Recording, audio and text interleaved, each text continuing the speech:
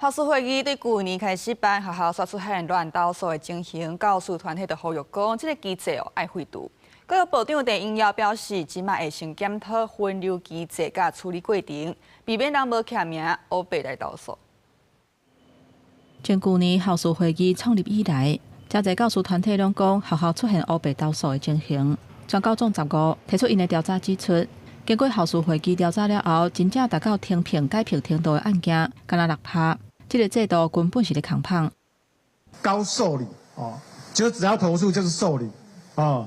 再来高启动、高成本，这些都是钱呢。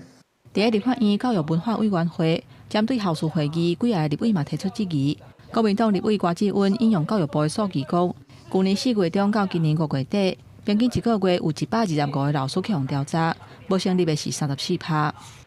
案件成立的给予解聘了26%，占全部的2.3%。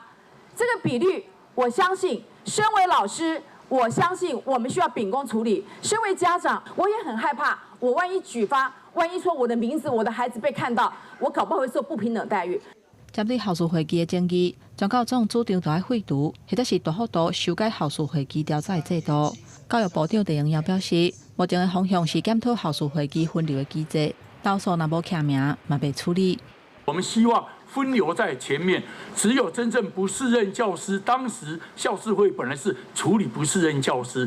陈永尧强调讲，未来校事会议敢若会处理无下任的教师。若有校长认为讲，爱上校事会议才会当互家长甲老师认同的做法。陈永尧讲，老师失误或者是突袭，校长应该提醒甲协助改善，毋是一声就送校事会议。会透过办法，互校长伫咧管理学校的时阵，爱承担责任。记者综合报道。